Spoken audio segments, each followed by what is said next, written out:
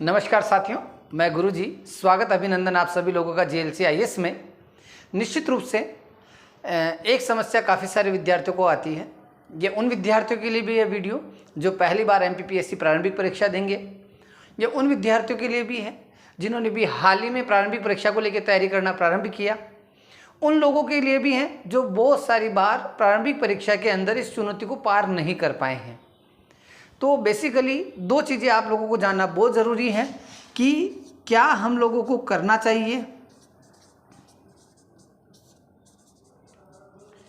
ये जानना बहुत ज़रूरी है, और दूसरी चीज़ क्या हम लोगों को नहीं करना चाहिए, क्या नहीं करना चाहिए।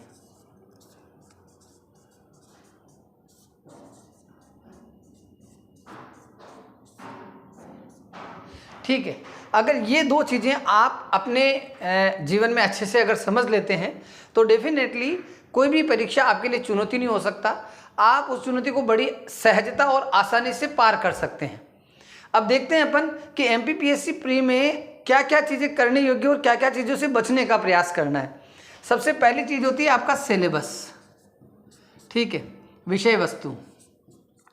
जैसा विदित है कि आपकी जो विषय वस्तु है उसको 10 यूनिट में बांटा गया है, यूनिट 1 to 10। अब यहाँ पे सबसे पहली चीज़ आती है कि किस प्रकार से दैनिक रूप से हम 10 यूनिट का अध्ययन करें। ठीक है, और किस तरीके से इस चीज़ पे हम लोग आगे बढ़ें। तो देखिए, वैसे तो क्या है, मुझे ऐसा लगता है कि एक बच्चे को बहुत ज़्यादा विशेष मार्गदर्शन की आवश्यकता होती है, और उस मार्गदर्शन के लिए क्या कि वो कहीं ना किसी संस्थान पे किसी न किसी गुरु से जुड़ा होता है। कुछ बच्चे ऐसे रहते हैं जिनकी व्यवस्था ये रहती है कि वो संस्थान तक पहुंच नहीं पाते हैं, फाइनेंशियल कैपेबिलिटी के कारण। हाउसवाइफ हैं, जॉब में हैं, प्राइवेट जॉब में हैं, घर पे हैं, कोई भी बहुत सारी कंडीशंस है। तो इस कारण से इसीलिए आजकल ऑनलाइन प्लेटफॉर्म जो है वो वृहद स्तर पर है। JLC IAS का भी एक छोटा सा प्रयास आप लोगों के लिए किया गया है, महाभागीरथ प्रयास के रूप में आगे जाके बनेगा। मध्य प्रदेश लोक सेवा आयोग प्रारंभिक परीक्षा 2022 के लिए, जिसका एग्ज़ाम मई 2003 में प्रस्तावित है, JLC पे 15 दिसंबर से रामबाण MPPSC कोर्स आएगा। और इस कोर्स को इस तरीके से मैंने डिज़ाइन किया, बहुत चीप रेट में, बहुत कम कॉस्ट पे, कि एक विद्यार्थी घर पे रह के इस कोर्स को पूरा अच्छे से फॉलो करे तो बहुत अधिक संभावना है कि वो एग्ज़ाम को बड़े सरल तरीके से उत्तीर्ण कर ले, पास कर ले, प्री की बाधा को पार कर ले। वैसे पूरे प्रयास और कोशिश उसमें की गई है। कोर्स को बहुत बेहतर तरीके से डिज़ाइन किया जा रहा है।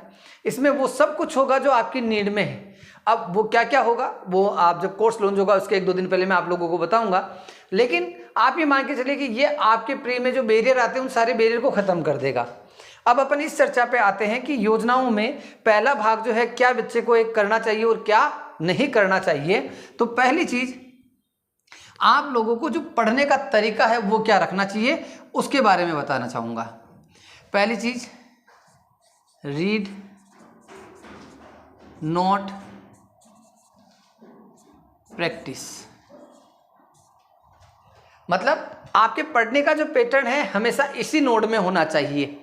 अगर आप PSC की तैयारी 2 बार पहले कर चुके हैं, पहली बार कर रहे हैं, अभी स्टार्ट किया है, लेकिन आपका पढ़ने का जो पैटर्न है अगर प्री को क्रैक करना तो इसी तरीके से होना चाहिए। यहाँ सबसे पहले देखिए रीड। जैसे मान लीजिए आपने हिस्ट्री का एक टॉपिक निकाला, आपने कोई भी एक किताब है उसको चुना, इस किताब को आपने क्या कि पढ़ना शुरू किया। तो विद्यार्थी सामान्यतः क्या करते हैं, इसको हाईलाइट करते हुए चलते हैं, लिखते हुए चलते हैं। तो मेरा ऐसा मानना है कि इस विधि से बच्चे को बहुत ज़्यादा अधिक लाभ नहीं होता है, समय बहुत ज़्यादा लग जाता है। इस कारण से मेरे हिसाब से बच्चे को जैसे ये पढ़ रहा है तब जैसे आपको मान लो इसमें से 3 पेज पढ़ने हैं, 4 पेज पढ़ने हैं, तो पहली बार में आप उसको बढ़िया से समझते हुए उन 3 पेजों को पढ़े। जो इंपॉर्टेंट पॉइंट्स आपको लगे आप उन्हें ज़रूर यहाँ हाईलाइट कर लें। जब आपने ये 3 पेज पढ़ लिए हैं और उसमें से आपने 10, 20, 25 चयनित पॉइंट्स जो हैं जो आपको लगता है एग्जाम में आने योग्य है, या आपको लगता है कि ये आपको याद नहीं है, आपको लगता है कि ये इंपॉर्टेंट है, तो उन पॉइंट्स को आप हाईलाइट करते हुए चलें। अब मान लीजिए 2 घंटे आपने रीडिंग करी उस सब्जेक्ट की, तो अगले 20 मिनट में आपने जो पॉइंट हाईलाइट्स किए हैं वो आप हाईलाइट करके क्या करें, उस कॉपी में उतार लें। उतारने के बाद क्या हो गया, आपने जो टॉपिक पढ़ा है, चूंकि आपका पीटी एग्जाम ऑब्जेक्टिव बेस पे होता है तो लास्ट में पेपर लगाऊंगा, लास्ट में ऑब्जेक्टिव प्रैक्टिस करूंगा, ये गलती आपको पहले दिन से नहीं करनी है। ये सबसे बड़ा कारण रहता है बच्चों की प्री में रुकने का। तो आपको सेम डे उस टॉपिक की ऑब्जेक्टिव प्रैक्टिस कर लेनी है। ऐसा ही कुछ इस कोर्स में भी आपको मिलेगा कि पर डे जो आपको पढ़ाया गया वो पढ़ाने के साथ साथ ही आपको ये भी निर्देश दिया जाएगा कि इससे संबंधित ऑब्जेक्टिव जो हैं कुछ मात्रा में वहाँ पे उपलब्ध होंगे, वो करवाए जाएंगे। साथ ही आपको भी उसमें से ऑब्जेक्टिव लगाने हैं, टेस्ट भी उसी तरीके से आपके अपलोड होंगे, मतलब सारी चीज़ें उसी तरीके से मिलेगी। तो पहली चीज़ तो ये समझ में आ गई। दूसरी चीज़ क्या नहीं करना चाहिए, उसके एक बिंदु पर भी मैं चर्चा करना चाहूँगा आप लोगों के साथ। उस पर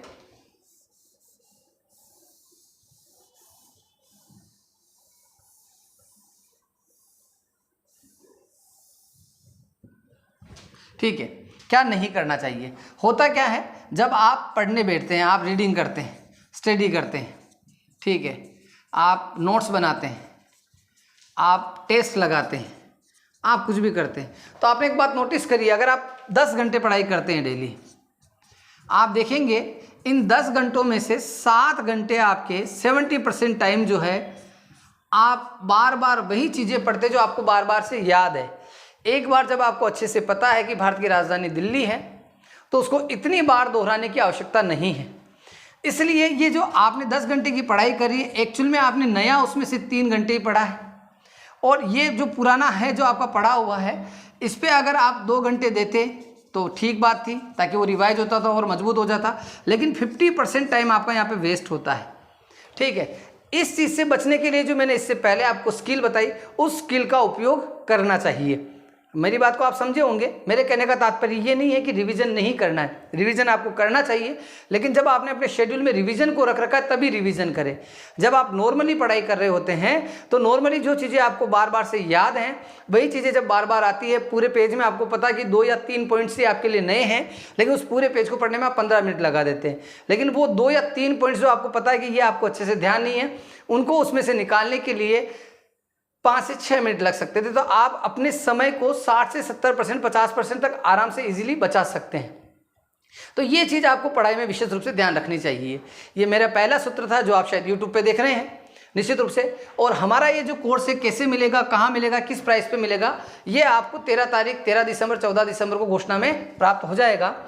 अभी आपने अगर GLC IAS MPPSC ऐप अगर डाउनलोड नहीं किया है तो प्ले स्टोर पर जाकर आप इसे डाउनलोड कर लें। मोस्ट अवेटिंग कोर्स रामबाण MPPSC प्री 2022 के लिए जो आने वाला है, बहुत मीडियम में रहेगा, हिंदी मीडियम सेपरेट रहेगा, इंग्लिश मीडियम सेपरेट रहेगा। उस कोर्स को आप परचेज कर सकते हैं। धन्यवाद साथियों, मैं गुरुजी GLC IAS से स्वागत अभिनंदन आप लोगों का।